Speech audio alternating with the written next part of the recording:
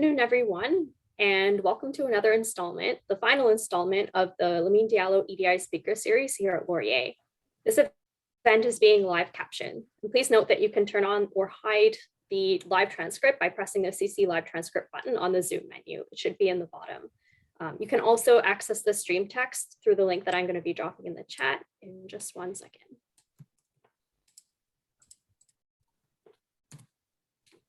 The session will be recorded for internal purposes, and any opportunity to view all or part of the recording will be forwarded to those who registered. Please note that recording or sharing this event on your own device is strictly prohibited.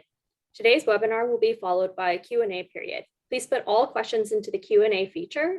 We hold a zero tolerance policy for comments and/or questions that are deemed discriminatory or hateful in nature. Any participant engaging in this form of commentary will be removed from the webinar. We would like to acknowledge that Wilfrid Laurier University and its campuses are currently occupying the Haldeman Tract, which is the traditional territory of the Neutral, Anishinaabe, and Haudenosaunee peoples.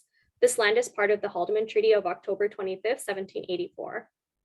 Last November, the Office of the Associate Vice President, Equity, Diversity, and Inclusion, in collaboration with the Chapeau Institute for the Study of Contemporary Africa, and Laurier's Black Faculty and Staff Caucus launched this annual EDI Speaker Series, which has been named in honor of Dr. Lamine Diallo, a distinguished scholar, associate professor in the leadership program, and a founding member of our two partnering groups here at Wilfrid Laurier University.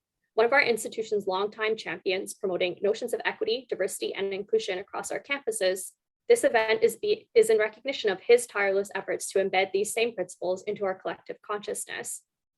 Consistent with Laurier's broader EDI institutional strategy, the Lamine Diallo EDI Speaker Series will help to raise awareness, competencies, and understandings about equity, diversity, and inclusion within the context of Canadian universities, while at the same time, encouraging and fostering meaningful conversation with all members of the Laurier community. Each event will serve to complement other EDI dialogues taking place across the university about a range of equity issues that exist in our society. Reflections from EDI champions, the overarching theme of this year's event, provides opportunities for invited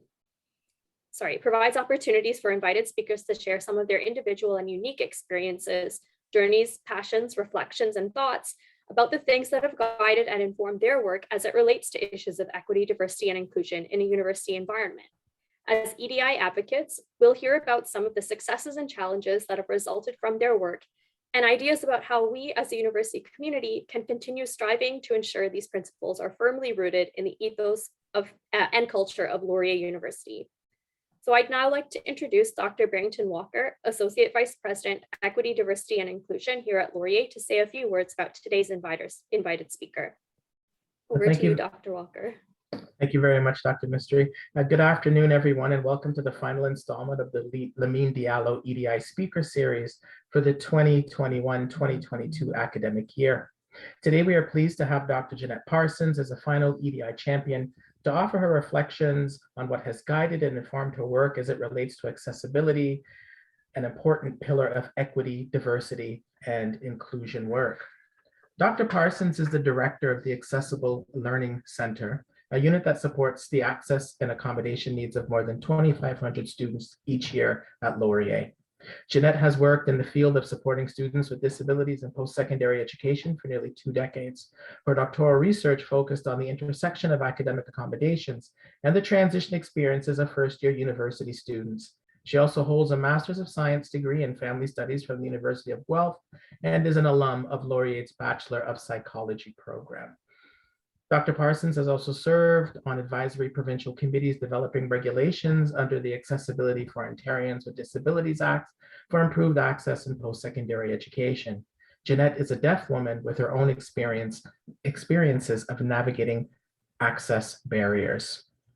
Prior to joining Laurier, Dr. Parsons was Senior Accessibility Services Advisor at Queen's University for nearly 12 years, where she led a team of intake, learning strategies, and advising professionals, ensuring the dignified access to all aspects of university life for over 2,000 students with disabilities. She also chaired the IDIA, a provincial association of university accessible learning centers, co-chaired ministry-appointed committees advising the Ontario government on accessibility in higher education, and represented the Council on Ontario Universities on AODA standard development committees. And with that, I would like to turn the floor over to Dr. Jeanette Parsons. Afternoon. Thank you very much, Barrington, for that lovely welcome. The doctor is all very new, so it's very interesting to be referred to as that. So thank you very much.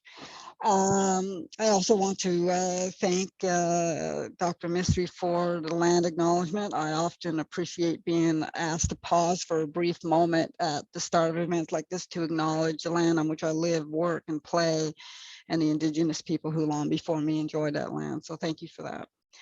I spoke with Terry in Barrington's office months ago in preparation for this talk, and he encouraged me to be flexible and just sort of focus on it from a talk perspective as opposed to an academic presentation, and that's the approach I'm going to take today.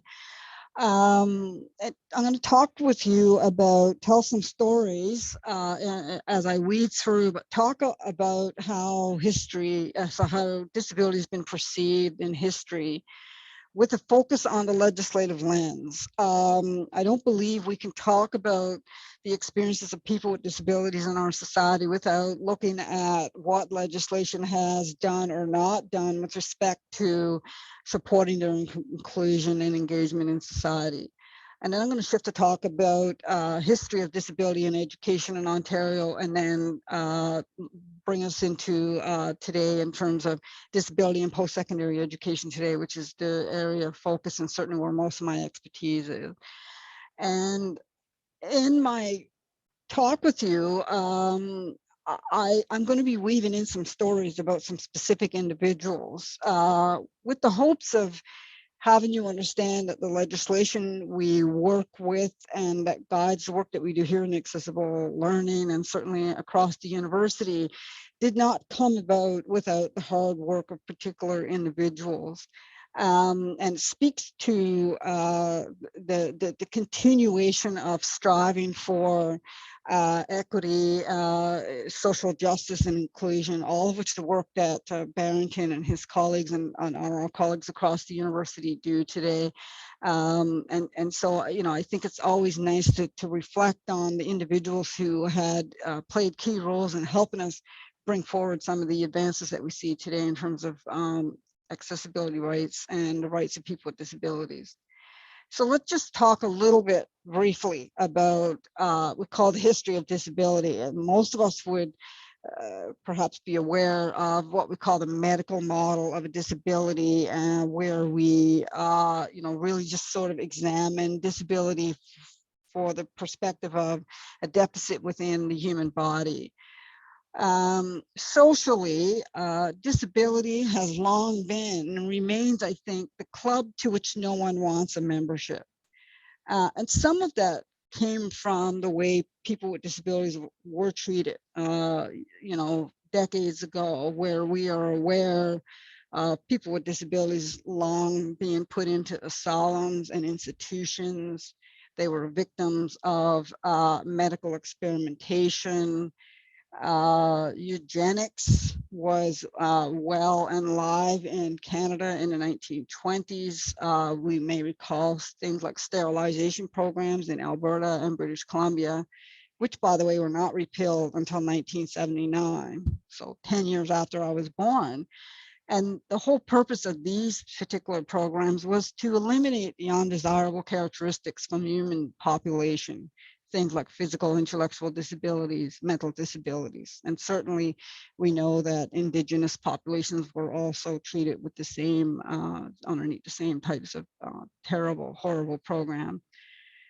And between 1939 and 1944, the Nazis implemented a Nazi euthanasia program where the intent was to eliminate life that was unworthy of life, which resulted in the murder of nearly 100,000 people who were sick and disabled. And I'm sorry for starting off with such drastic and horrific remembrances. But the reason I do that is because I believe that there are some residual elements of those times that remain with us today. And the one I had mentioned earlier is this notion of being a person with a disability is sort of being a member of a club to which no one else wants a membership. I think there remains this this notion of us versus them, and I think you will see that when I talk about some of the legislation and some of the stories behind the development of some legislation, where people with disabilities were considered separate from the mainstream. And I also think, although many of us, you know, I don't know how honest people would be with this, but I think when we encounter somebody with a very severe disability, or we you know, that's obvious, or we know that they have a significant disability, I think a lot of us would admit that we sometimes still say, "I'm glad I'm not that person."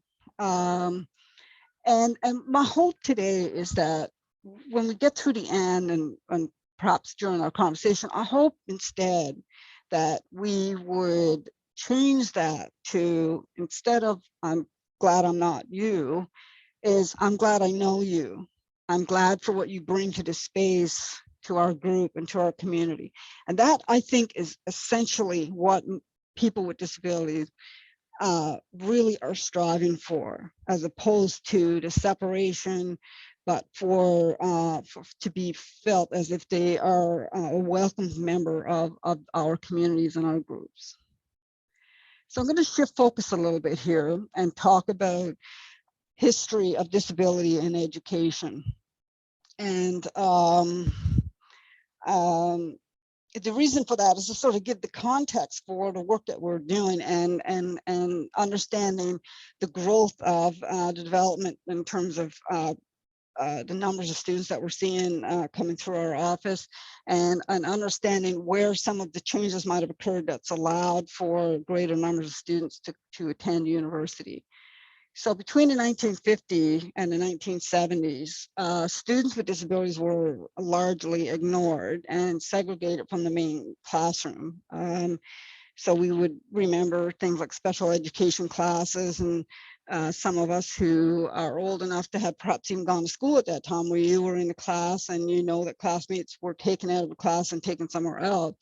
And then during those decades, any sort of supports that were offered was very piecemeal and mediocre, done without any particular types of standards. In the 1970s, we start to see a Royal Commission on Education in Ontario, and that began to examine the experiences, I think, of students with disabilities.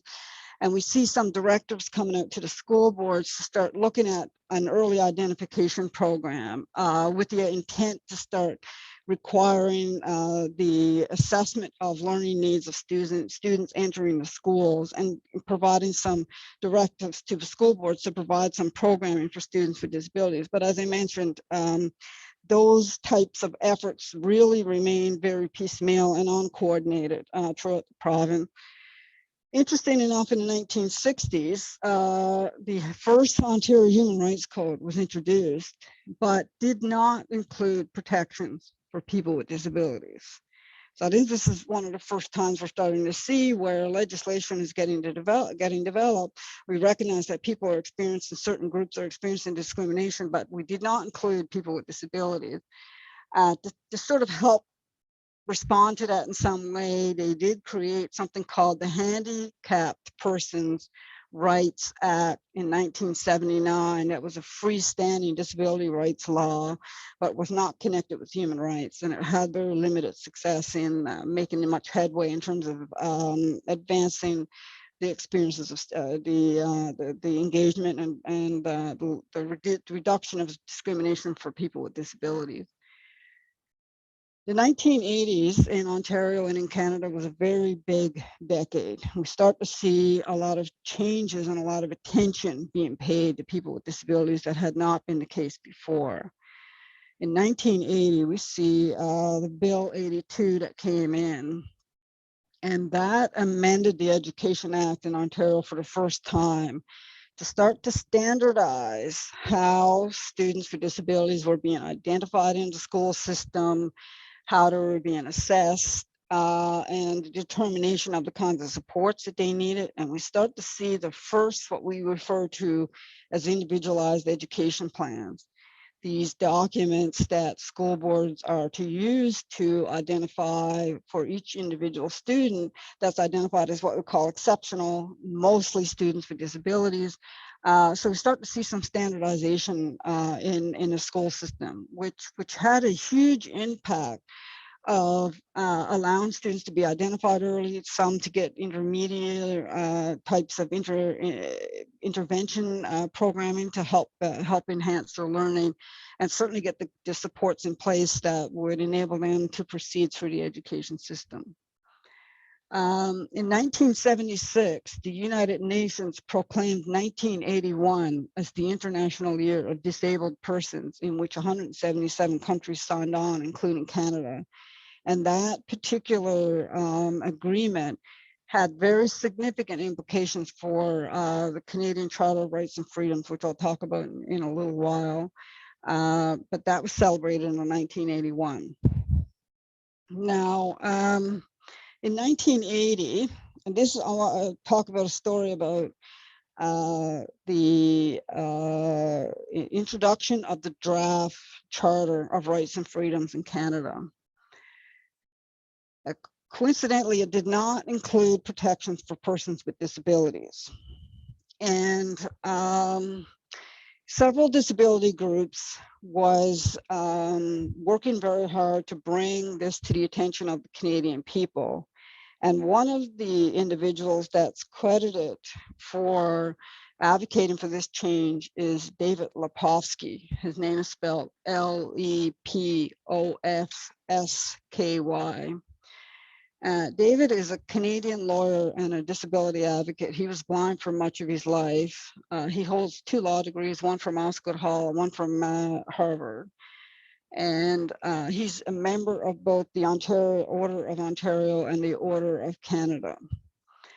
And he's got a video on the YouTube that describes what's the work he did in late 1980 and early 1981 to make sure that our Charter of Rights and Freedoms actually included people with disabilities. And so he talks about, so I should also sort of set the political context. The Justice Minister at the time was John Chrétien, and the Prime Minister was Pierre Elliott Trudeau. And some of the political context that was occurring at the time was whether or not the Prime Minister and the federal government had the latitude to bringing into force the charter without the sign off of the provinces.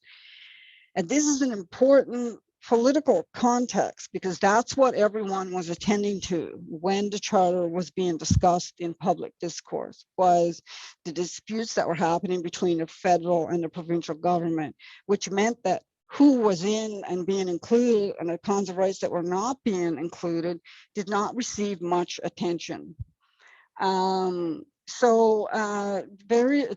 Three community groups were striving to get attention and to get the attention of the government to make sure that people with disabilities were included.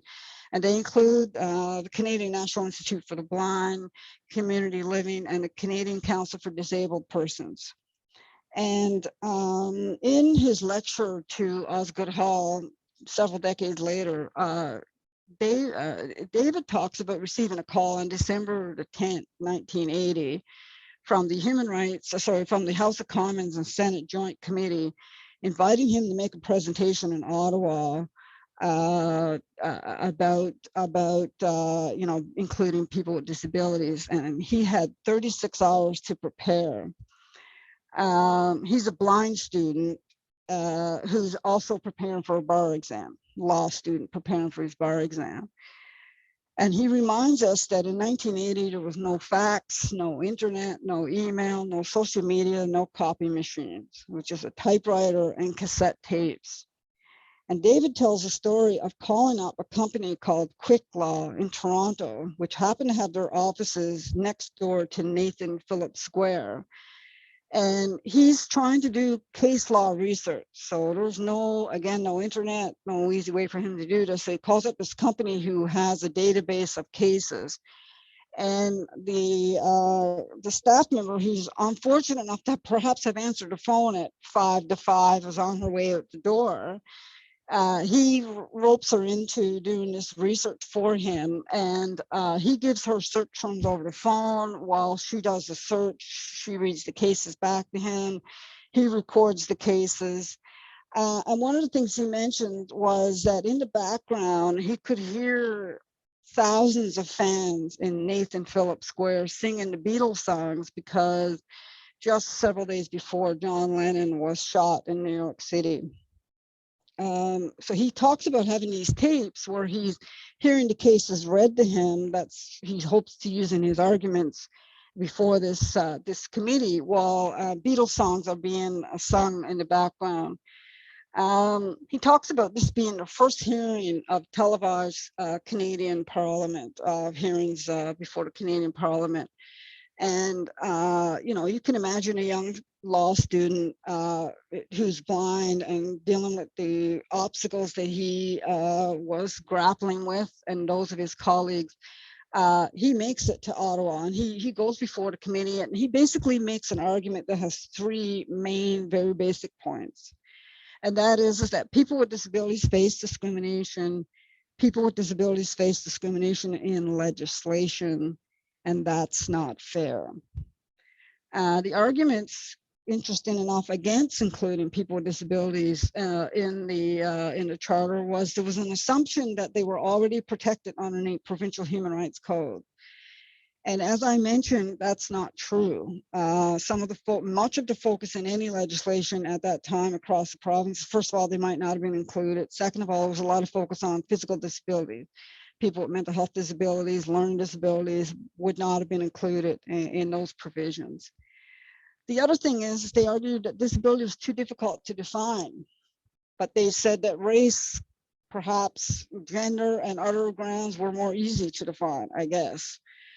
And then the other thing they mentioned was that it would cost too much, that protecting the rights of people with disabilities would be too costly. And David noted that other rights that were included in the charter did not include a cost analysis, and those include procedural rights with regards to criminal charges, things like you know, cases related discrimination based on sex or national origin. And I think that this is where, at the same time these arguments were happening, we start to see the development and the pushing of what's called a social model of a disability, where, and this is what David argued in front of the committee is that the biggest impediment we face as persons with disabilities is not what's within our own body, but those that are people put in our way. So he made his point, and then on January 1981, from December to January 1981, John Chrétien made a statement to the Joint Committee and essentially said that people with disabilities would not be included in the charter. And going back to what I said about what the political context was, David and others were extremely bright about the political context that was playing out at the time, and realized that Pierre Trudeau relied very heavily on public support to move forward with the charter, recognizing he didn't have provincial support, and therefore didn't want anything to jeopardize what was understood to be the public support for him to move forward with the charter. So when John Chrétien made that statement before the committee, David called up a reporter at the Globe and Mail, and he talked to the Globe and Mail about his presentation, and he also made an interesting point that Canada had signed on to the International Year of Disabled Persons, which was also in 1981, but yet was going to deny provisions and protections for people with disabilities in its own Canadian Charter of Rights and Freedom. And that story, very surprisingly, ran the next day. And, you know, I think, again, this is how politics work and how human interactions occur around some of these events. The federal government was very concerned about what this looked like from a optic standpoint, a political standpoint. They basically retracted their decision and found that it was necessary to put this in. So they made the change. A motion was passed, and people with disabilities were in fact added to the Charter of Rights and Freedom. And so I share that story with you, as I mentioned earlier, about the importance of certain people like David and others who've come forward and have given their skills and their time to advance the rights of people with disabilities. And also at the same time, the OHRC, Ontario Human Rights Commission, updated the Human Rights Code to include people with disabilities. So to move now into looking at what was happening for disability in post-secondary education, I did some research when I was doing my PhD and tried to find out when accessibility offices in colleges and universities start to come onto the fore, and found that in 1969, the first accessibility office that we sort of have any sort of history about was really started by a group of students with disabilities, physical disabilities, at the University of California, Berkeley. And it's credited to Edward Roberts, who was a wheelchair user and applied to the university several years before. And the deans are on record in quoting something like saying, "We tried cripples before and it didn't work out." Somehow Edward Roberts applied and was successful in getting admitted to the university, and he and some other friends got together and developed a support service, accessibility office, to support other students with disabilities. Here in Ontario, we don't really see any movement toward formalizing supports for students with disabilities in post-secondary education until after 1988, when a report was produced on behalf of the Council of Ontario Universities by Dr. Wesley. And he found that there was significant concern about the lack of coordination, the lack of available recognized support for students with disabilities. Dr. Wesley's report was the foundation for establishing a fund that we now know as Accessibility Fund for Students with Disabilities in Ontario, which is a fund sponsored by the Labour Market Agreement between Canada and Ontario that basically gives a special envelope of money to each university and college to support the institutional's responsibilities under the code to accommodate and support students with disabilities. And the reason for it being supported with this labor market agreement is the understanding that if you give people with disabilities access to education, you can also enhance and support greater participation and successful participation for them in the labor market. And I would note that Ontario remains still one of the few provinces in Canada to give specific earmarked funding to institutions, to universities and colleges to support students with disabilities. And also in 1989, we saw the OHRC, it updated its accommodation to include students, people with disabilities in its code, and just 9 years later started to publish some guidelines with respect to accommodation requirements for people with disabilities. And just a couple of other sort of points in the 1990s and 2000 that again is interesting, and talking about how certain groups of people encounter barriers and need to engage in advocacy in order to have their rights understood. And one of those groups was students with learning disabilities. So, you know, as you can imagine, the focus for people with disabilities throughout the 80s was a lot on people with physical disabilities. But in the 1990s, we began to understand that we have students, for example, with learning disabilities, start to see things like ADHD come to the fore, those kinds of things. And it was recognized that we needed to provide specific support to those students. And coincidentally, at the same time, parents were trying to get more support for their students with learning disabilities. Justin Eves, who is the son of Ernie Eves, who was the premier in the late 1970s, he died in a car accident. And Justin was a student with a learning disability. And so partly in recognition of his son, but also as a father who understood some of the challenges that his son experienced as a student with a learning disability, Ernie Eves supported the creation of what was called the Learning Opportunities Task Force between 1997 and 2002. And what that did was focused attention on the unique needs of students with learning disabilities. And the findings of that task force and recommendations of that task force still very much exist with us today. And that is the essential requirement for those students to be identified early so that the learning supports can be made available to them, providing them with learning strategies and accommodations, and which supports their transition to university, to have good assessments and to develop good strategies for how they manage their learning disability.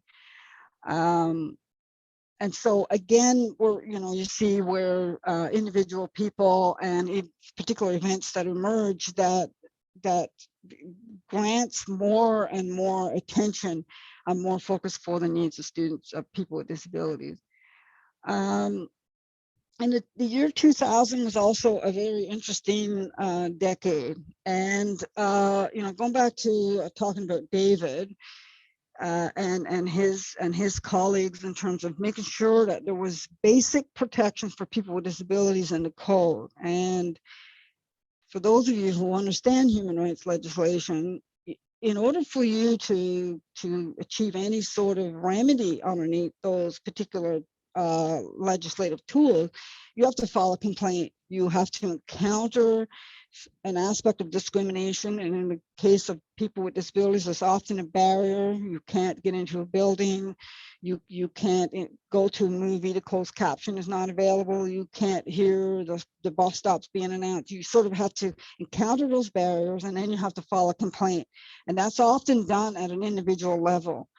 And David and many others across the province who worked on this was called the AODA Alliance, the Accessibility for Ontarians with Disabilities Act Alliance, believed that we would not see much improvement if we left it just for individuals to continually have to encounter a barrier, for that particular barrier to be addressed, but not really apply to other areas of society. And so there was a lot of advocacy to start looking at a much more proactive way for companies and organizations to not just respond to barriers when a person with a disability raised awareness about it or brought it up, but to be more proactive. And this actually fits with the provisions in the human rights legislation, which is that people with disabilities have a right to access and participation in services and goods and employment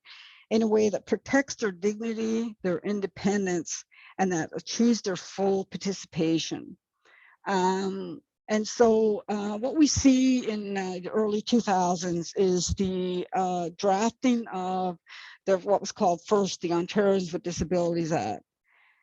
And it's the first legislation of its kind in the world.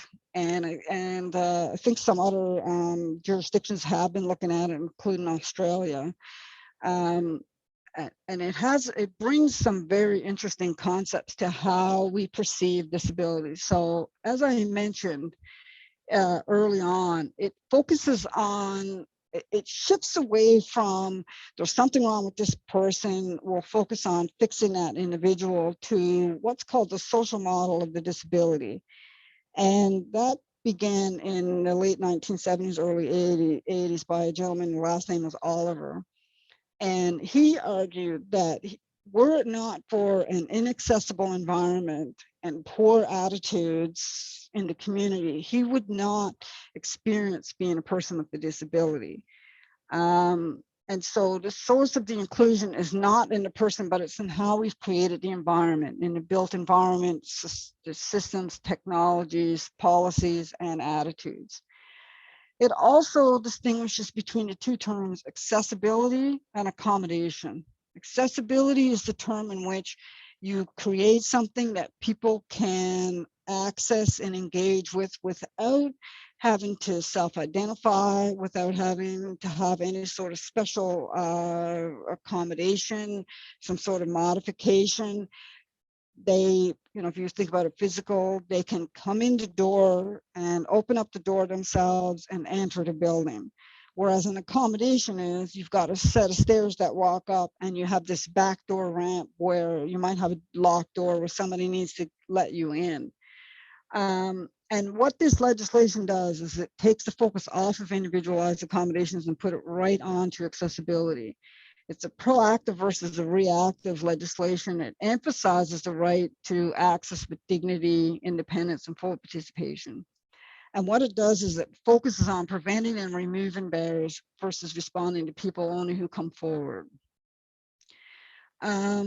And this is where I entered the fray. In 2003, I was in 2002.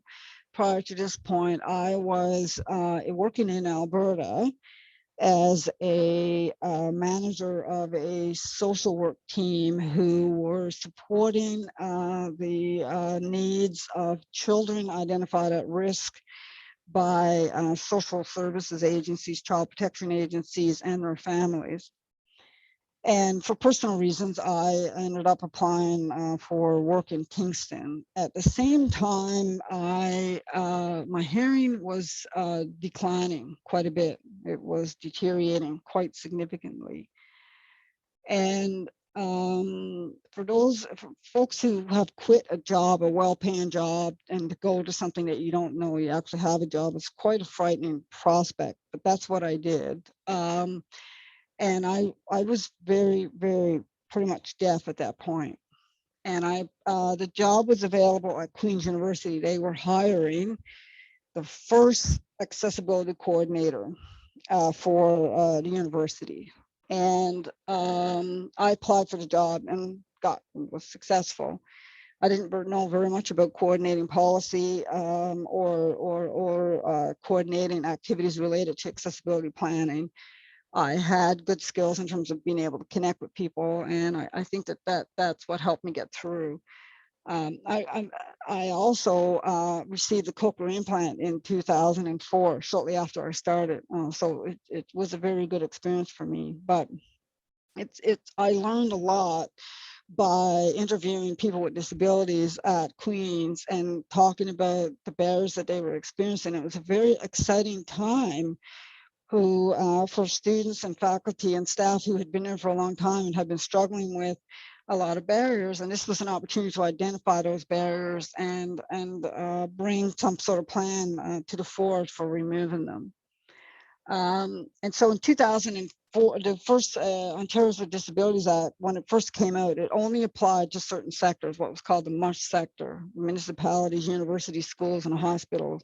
And then in 2005, it was edited to apply to all private and non-private organizations. It has a number of standards, which I'm not going to go into detail, but they talk about customer service, transportation, employment, etc. And the big news about that is just a couple of weeks ago, I was on a committee that submitted the final report for a new standard that we hope will be adopted in the next year or so that will provide framework for enhancing accessibility in both K-12 and post-secondary education sectors. So we're seeing evolution of new regulations that are still coming out with respect to the AODA. And I would say that the AODA has a goal, and we'll get back to this in a moment, but it has a goal of standards to achieve accessibility for Ontarians with Disabilities Act on or before January 1st, 2025. So that's just 3 years away. The other real quick point I want to make about, so we've moved through physical disabilities, mental health, learning disabilities, ADHD. And those of us who've been around for a while in the university sector will recall that in the early 2010, 11, and 12, we saw a rash of student suicides in Ontario universities. For example, at Queen's, we had 6 student deaths in 1 year. And that led to a bunch of responses, of course, JAC.org, organization, Bell, Let's Talk, Helpline. But it also led to some revisioning of the human rights policies with respect to accommodating people with mental health disabilities, and some directives that came out from Ontario Human Rights Code to the universities about doing that. So so that to give you a sense of where we are, the journey that has come, the legislation that has guided us in as we've gotten to this point, and the people experiences that's led to some of the legislative parameters and supports that we have in place. And so where are we now? As I mentioned, we're just 3 years away from this vision of basically a fully accessible Ontario. And I would say that, we do see some improvements around physical accessibility. I take the train, it was on LRT, and you can see where your next stop is. You can hear where your next stop is. You thank folks like David Lapowsky and Gary Lapowsky, who went all the way to the Supreme Court of Canada to get those provisions in place. We see advances with respect to places like Laurier, where we're seeing things like in human resources and the policies that we have in place around interviews and bringing on employees with disabilities, etc. All the work that Barrington's office is doing to raise awareness and to sort of examine where we can be making improvements. All of those advances are good. Technology is a good thing. I am an extraordinary beneficiary of technology. I'm a cochlear implant wearer, and that's a great thing. Adaptive technology, what was one time called adaptive technology, is now mainstream. You have Siri. You ask Siri, she can answer most of your questions and do a lot of things. So, and also I think we're seeing some positive presentations of disability and culture. Just on Sunday, we saw CODA, which is a movie called Children of Deaf Adults. Take the best picture, the best supporting actor, and the best adapted screenplay. So I think we're seeing, some advances of that. I would argue we're seeing more awarenesses and support, particularly for students with disabilities in K-12. More students are getting assessed, and the more students are moving through the educational system. And more focus on transition planning to support students with disabilities transitioning from high school to post-secondary. I would argue we're seeing much more awareness about mental health and post-secondary education. That was certainly a wake-up call back in 2010 and onward, and the attention that received. We have greater numbers of students with disabilities attending university and college. In 2018 and 19, we had over 82,000 students with disabilities registered in Ontario colleges and university accessibility offices. 42,000 of those were in colleges and 40,000 in universities. And so, if you think about 40,000 students is greater than the entire size of Wilfrid Laurier. That's a lot of students. So we're certainly seeing a lot of growth in that respect.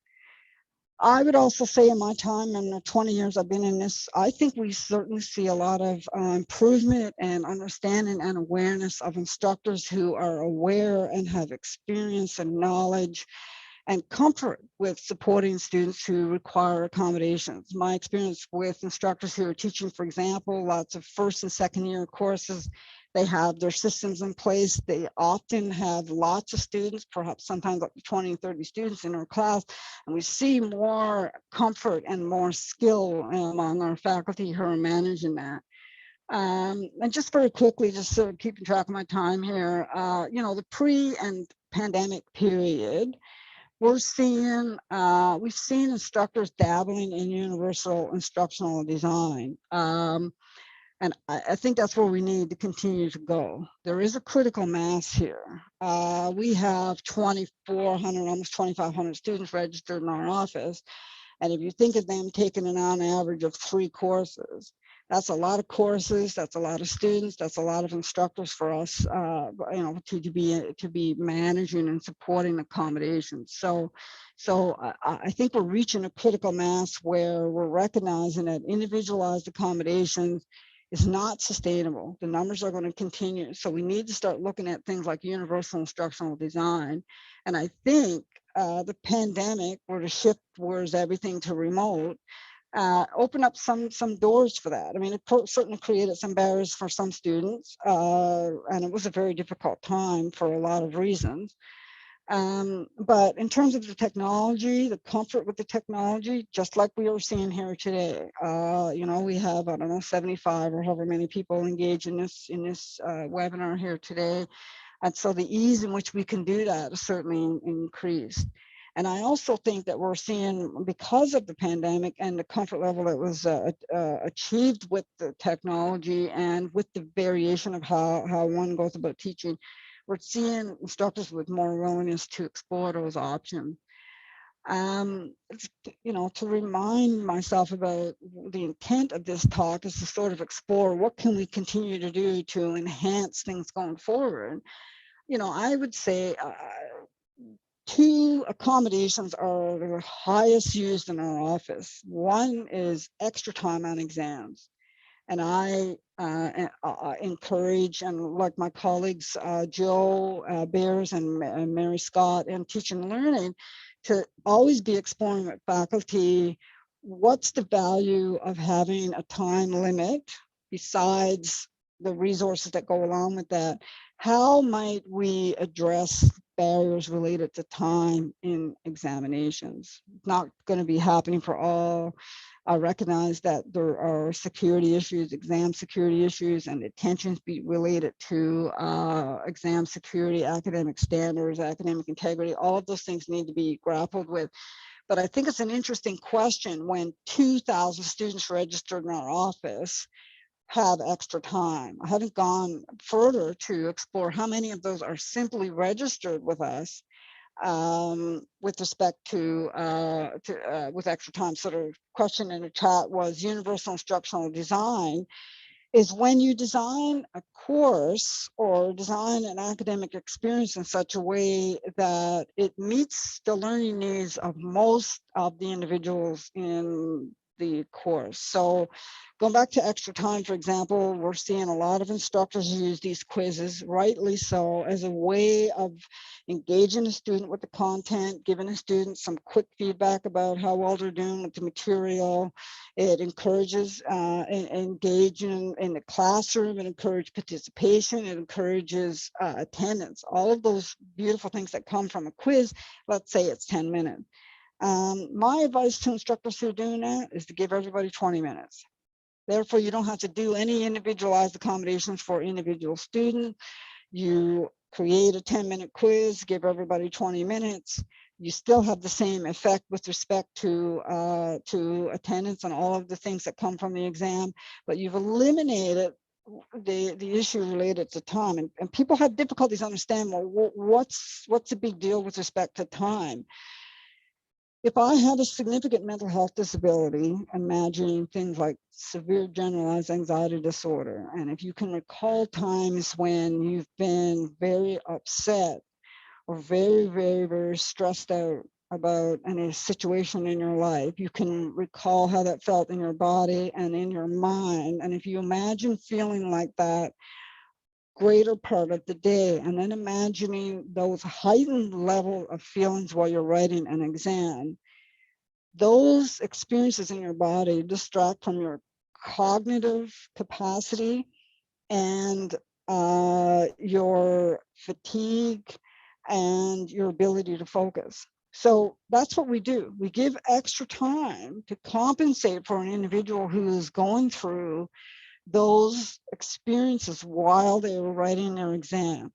The idea is that the student, if every student is given 10 minutes to write the exam, the student with the disability ought not to lose 5 of that 10 minutes grappling with the symptoms of that mental health issue. So that's why we give some extra time. And so when you're looking at that from a universal design, universal learning, UDL, universal design for learning, you have a whole host of students in the class. Some students don't come to us. So we may have students with disabilities who don't come to us for accommodation, but could also benefit from a much more accessible learning experience. We have students, we're welcoming students, international students whose first language may not be English. They might be very competent, but there could still be some time that they lose in respect to the engagement with the language. So there's a whole host of reasons why having a little extra time on an exam would benefit all students in the class. And it would certainly, we suspect,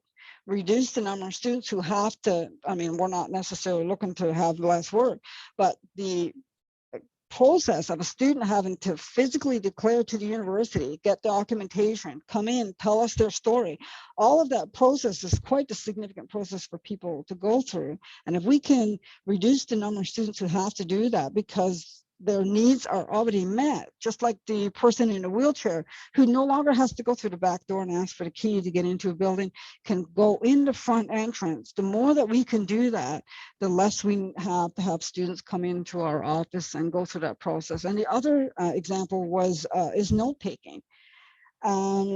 We have about 1,500 students who require note-taking support. And if you imagine a student with a learning disability where taking in information in real time, where an instructor is going through a slide deck at the front of the classroom and then having to write that down, a learning disability can make that process rather complicated. And so also with things like attention deficit, where the student is managing attending to a variety of tasks at the same time. There are many students who struggle with that. So we provide note-taking support in the form most frequently of requiring volunteers. So we work with the instructors, get a volunteer, the volunteer shares their notes, and the students get access to that.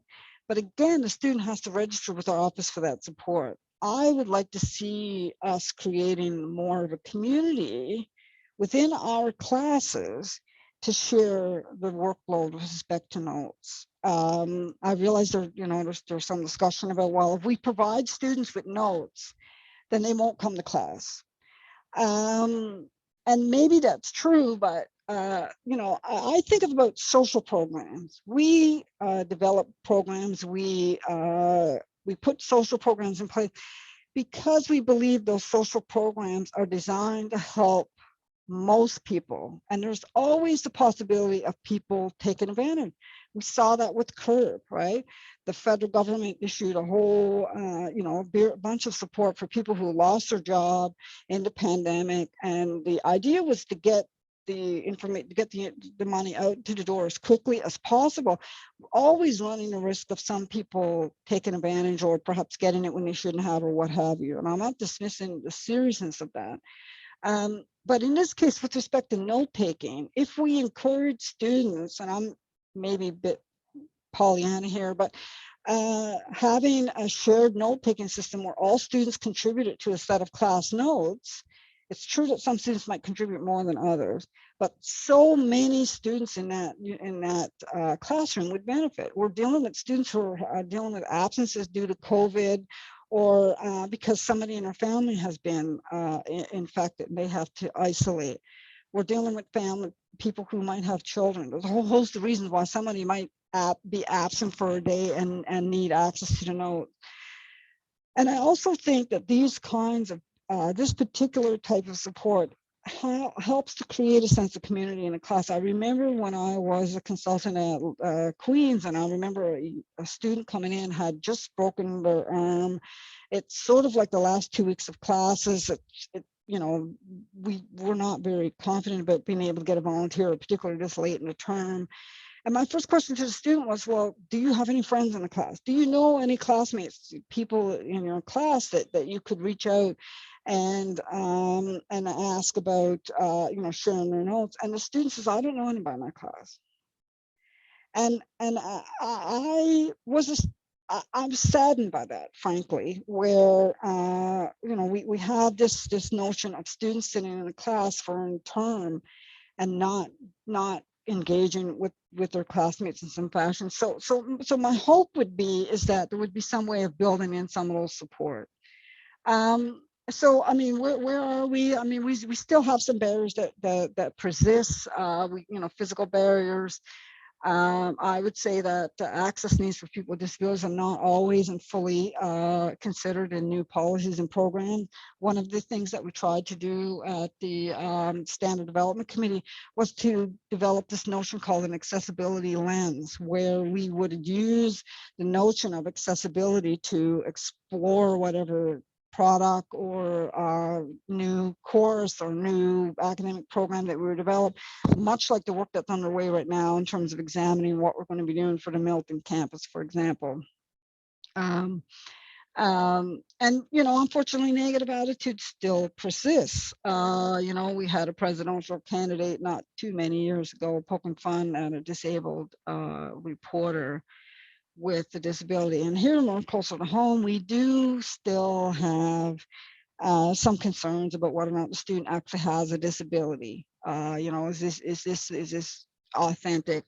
And that maybe some students with disabilities are getting a free ride, or they're getting some sort of advantage over other students. And I recall when I was here at Laurier as a student, and I was in a course, a philosophy course. My hearing was declining at the time, and I was in the course. I couldn't hear the instructor, and I was embarrassed and ashamed and very stressed about this hearing loss and being identified as a person with a hearing loss. It just was way beyond me to think about actually disclosing that. But I happened to walk down the hall, and at the time, what was called the special needs office was right across from what is still the bookstore. And I walked in there in tears, and because I really wanted to do well in the course, and they took me in and gave me, you know, sort of put their arms around me and said, well, we'll help you out. So they got me a note taker, and at the time, it was a professional note taker who came in from the community and sat in the class and took notes. And so later on in the term, a classmate came up and she said, oh, it must be so great to have somebody take your notes. And I had the courage to say, I would trade those notes with you for good hearing any day. So, you know, just a reminder that students who come to our office, the vast majority of students don't want to be coming to our office. They don't want to need the supports that we have to grant to them in order to gain access to the learning environment. They certainly don't want to be telling their peers. They don't want to be seen different as their peers. But if this is what they need to do in order to be successful, moreover, that's what we want. That's what we're encouraging them to use the supports that we make available to them so that they can be successful in their education. So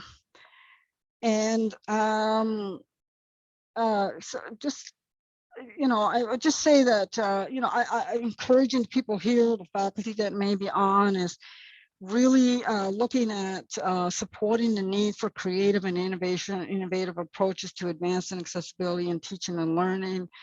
You know, recognize and promote the value of that people with disabilities bring to the university. If access barriers weren't removed, and I didn't have the opportunities I had in my life, I wouldn't be talking to you today, mainly because of the rights that have been afforded to me underneath the legislation I just explored with you, but certainly in all of the barriers that have been removed as I moved along in my career.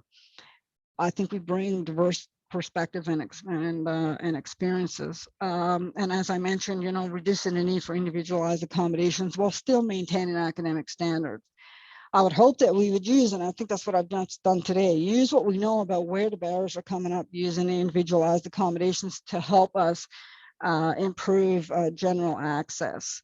And we would always need to maintain our capacity to provide individual support, despite any gains that we might be achieving with respect to accessibility. But the hope is that would be reserved for those students with complex needs where the barriers simply just cannot be universally removed, where individualized supports are necessary. And I say that enhanced accessibility, better awareness, and shared commitment to accessibility, they reduce the need for individualized accommodations, they reduce the need for students to self-declare, they avoid separating students with disabilities from their peers, they reduce the risk of students feeling vulnerable to the goodwill of staff and instructors, being made to feel embarrassed about being different, promote success and achievement for all students, and certainly creates a more welcoming, inclusive space for students.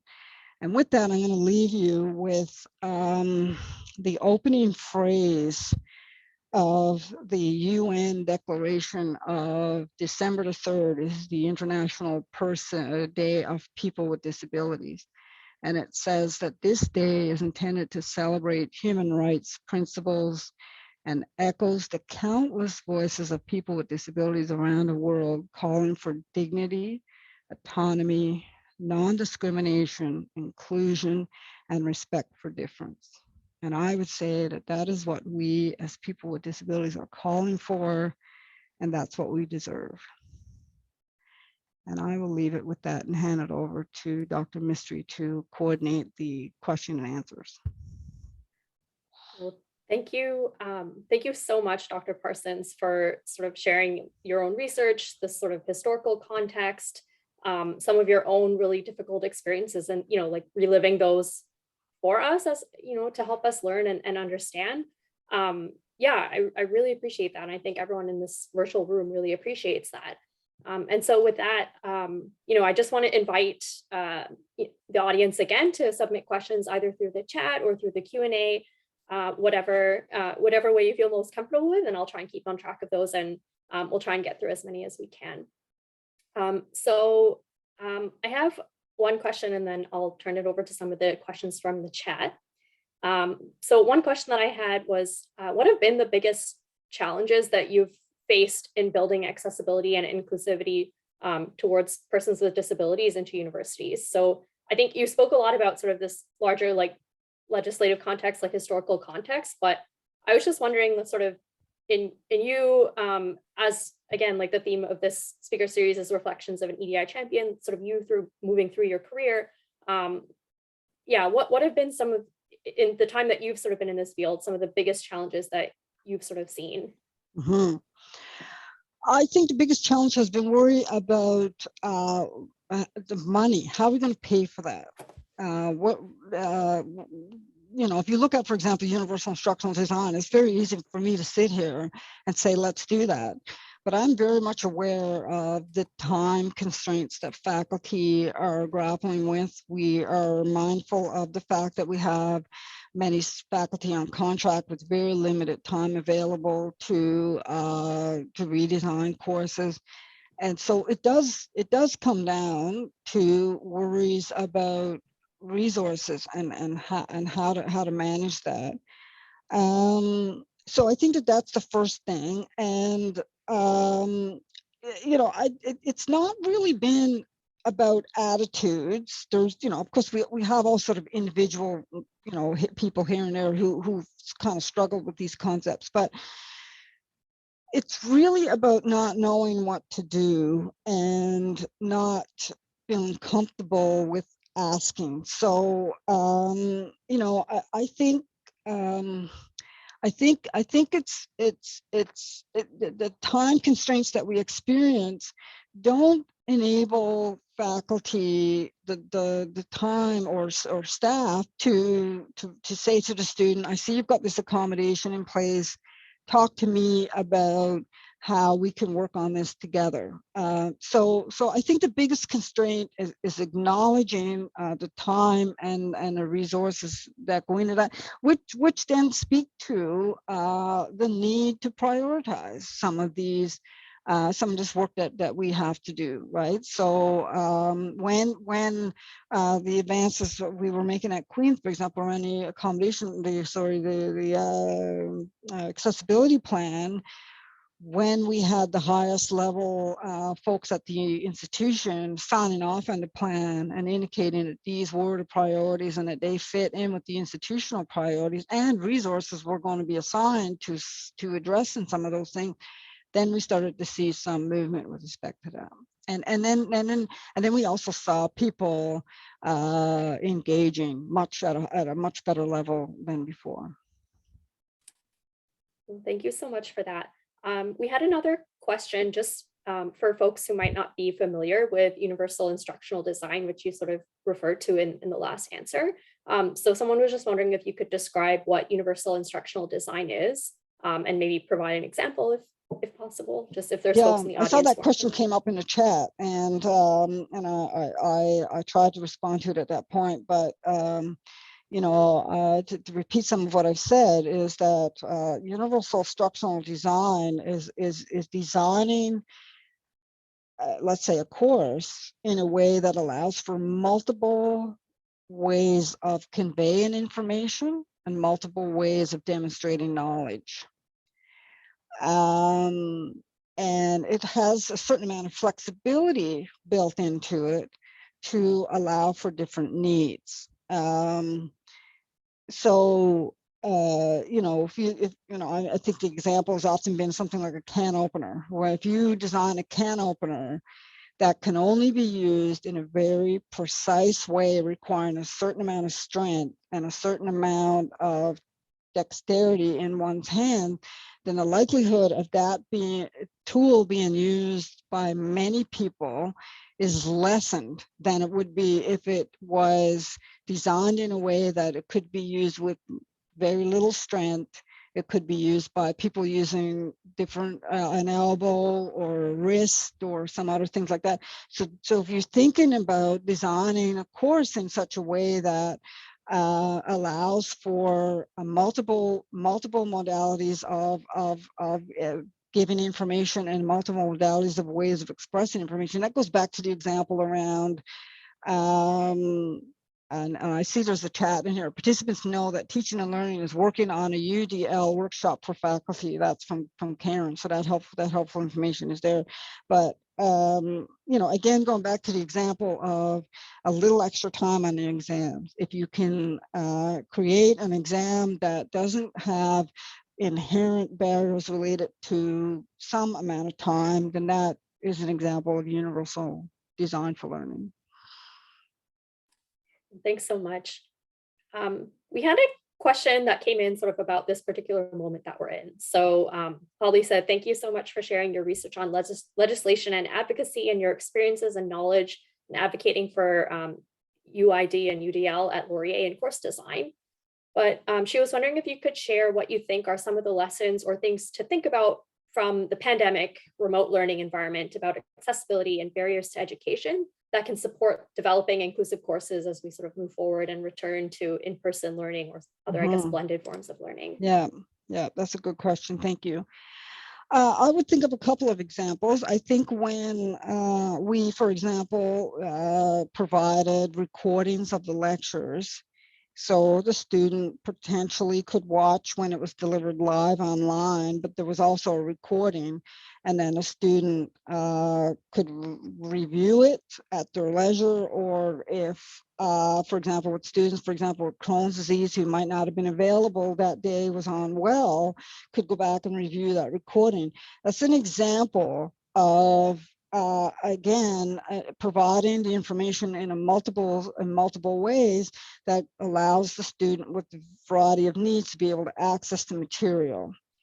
And the other example I would say is that we learned how powerful the use of a computer and how convenient it is. many students with disabilities rely very heavily on using computers as a way of being able to engage and interact with the learning environment. So, I would, for example, avoid, demanding that students not use laptops in the classroom, for example. I think that I think that the recordings was very helpful. I think many instructors provided note support. There was a lot of flexibility in some respects in terms of take-home exams. I think that the kinds of things that enabled the student to be able to demonstrate their knowledge in some of the non-traditional ways was very, very helpful. I think that a lot of students with disabilities found being able to attend remotely was very helpful. Now, I know that we're an in-person institution, and we certainly support the students to engage in person. And I know that there's discussions going on about potentially moving into something that's called a high flex type of situation, where we might have some students attending remote, some students in person. I mean, I think that some of those things are being explored across the province. I think that the amount of material that instructors provided, the recordings were very helpful. I think that being able to write exams online, and I know that some instructors really have enjoyed the online exam. So I think that there was a lot of examples of the kind of way and the ways that we were engaging with technology and using technology, which certainly have enhanced the access. And I know from a service standpoint, we obviously shifted all of our services remotely, and we are still not seeing a return to in-person appointments the way we would have anticipated. So we will be continuing to provide virtual appointments going forward. That's going to become part of our regular practice and service delivery. Thanks so much. One question that I had that I wanted to ask you is, I was wondering how universities maybe compare with other institutions and with society, sort of in your perspective, when it comes to advocating for and guaranteeing rights, accommodations, accessibility for persons with disabilities. Are universities, or is post-secondary as a sector a mover of change in this field, or and maybe like a direction setter, or do you find that maybe it's more of a place where people encounter a lot of barriers or challenges and things are slow to catch up, I guess? Yeah. I might be a bit prejudiced, but I would argue that universities are definitely at the forefront. I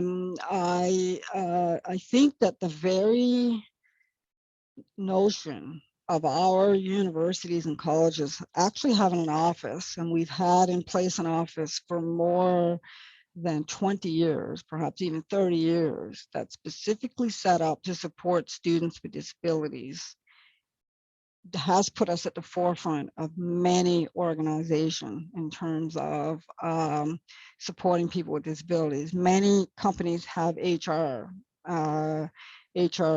supports in place, but an organization that actually puts in place supports for the customers, if you will, to actually engage with their environment and have supports available to make that happen. I think that puts us at the forefront. I would say that based on some recent conversations, that colleges are actually a little bit further ahead of us when it comes to advances around universal instructional design. I attended a talk just a couple of weeks ago where I discovered that Centennial, Sheridan, and George Brown were collaborating in Toronto to advance universal instructional design and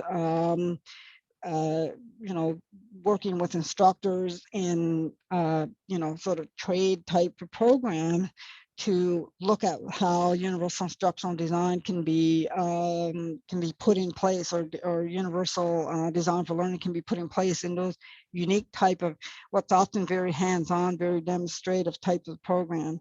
So, you know, I see some work coming out of colleges, perhaps because of the way the colleges are structured, perhaps more centralized types of opportunities may allow for some of those things.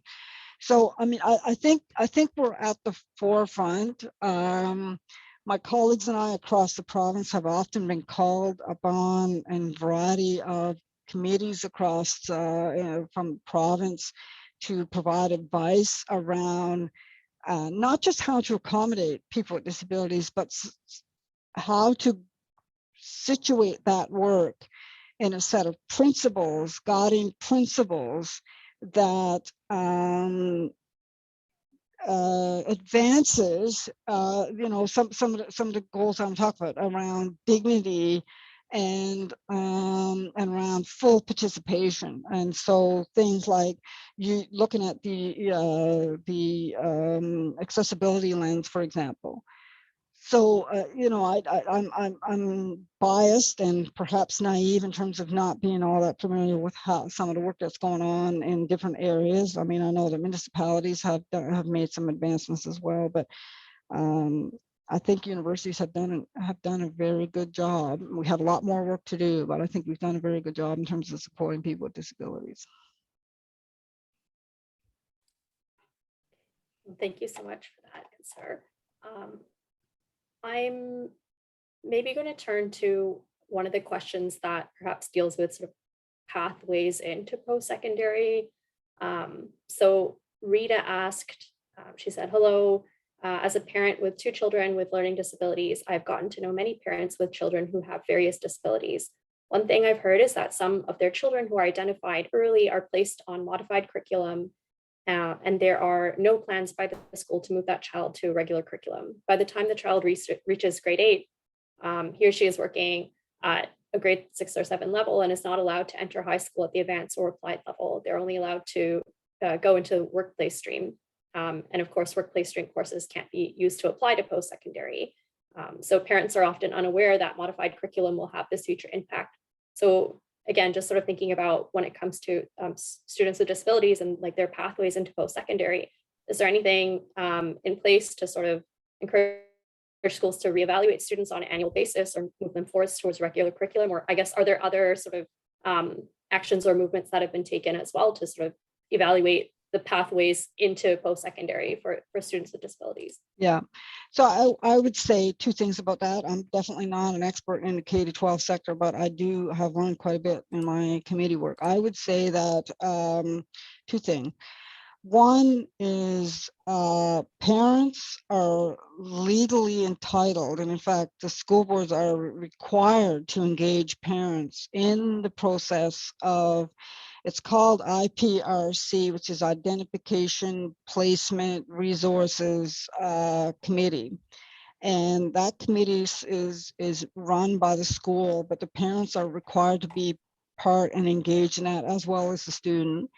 And that is supposed to occur on an annual basis. So I can't guarantee, but my sense is that those types of decisions are not made without the parents' involvement. It is a good point to be making with respect to the concerns about prematurely streaming students into one direction versus the other. And one of the places where that was happening was the grade 9 math, which was putting students into what's called practical or academic math. That has been discontinued. That policy has come to an end, and is enabling for a bit more flexibility with respect to that. My advice, of course, to any parent supporting a student with a disability, and we certainly work with a lot of parents in our work, is to engage consistently and regularly with the school. Make sure you understand what's in the plan itself, the individualized education plan, and make sure that certainly there's no decisions are being made that, like as you say, would prematurely stream the child towards one particular avenue or over the other. Modifications, that you're right, that is a source of concern. And you know, I would say as a parent, you know, you'd want to make sure that if there is a capacity there, and certainly going towards non-university, non-academic types like colleges is also a very a good thing, and we should be supporting students to make those kinds of choices as necessary. You know, it's making sure that you're engaged in those types of discussions with the student and the teachers as you go forward. Thanks so much for that. I think there was another question there about asking about accommodations during the interview process. I think that's a good question. The question is about whether or not asking for accommodations during an interview would somehow flag the person as perhaps not, you know, maybe the company might be worried about bringing the person on. That's a real worry. It's a real concern.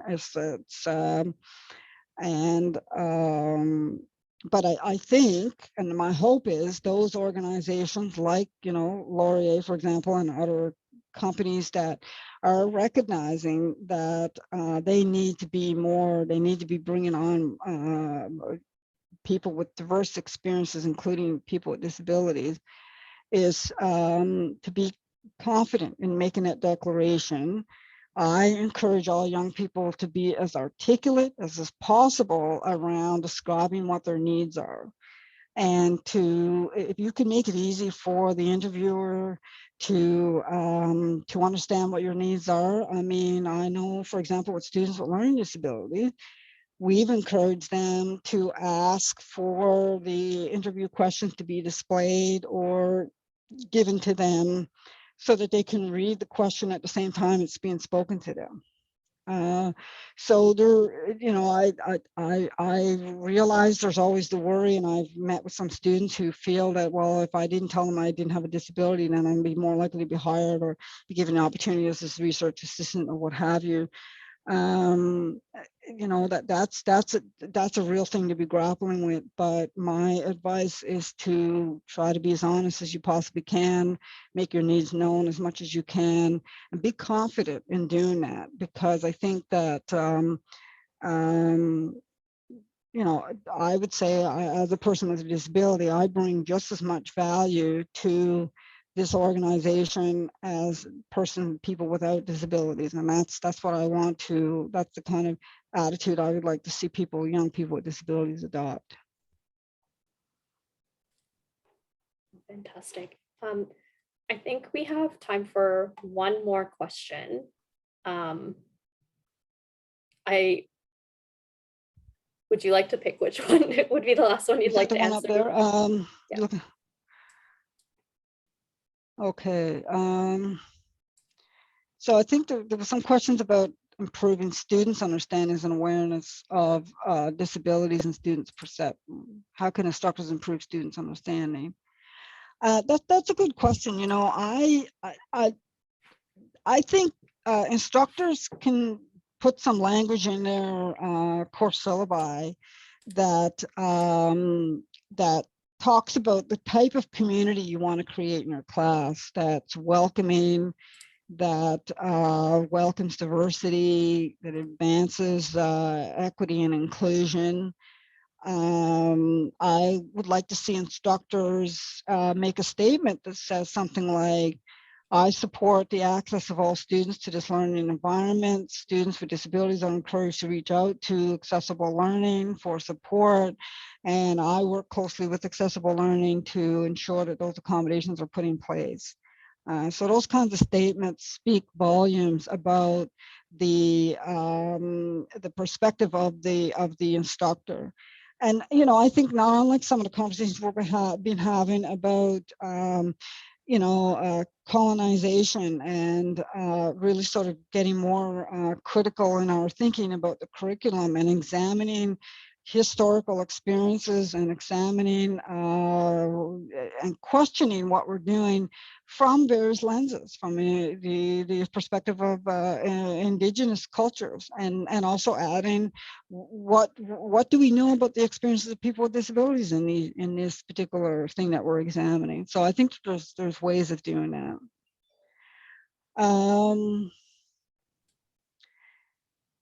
Conflicting needs of student, blanket rule. Can you, okay, so the question is, if the blanket rule is that students can universally use laptop, and in order not to single out students who need a laptop, how do we also address students' attention? Yeah, so that we were actually being discussing that in our teaching and learning, and that's a very good question. So, you know,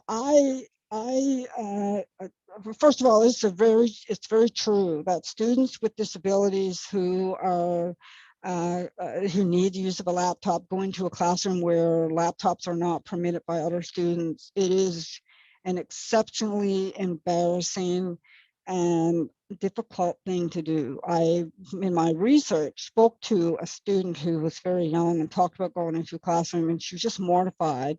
But she had the courage to take the laptop out and said, well, regardless of this particular rule, I need my laptop in order to be able to engage in this course.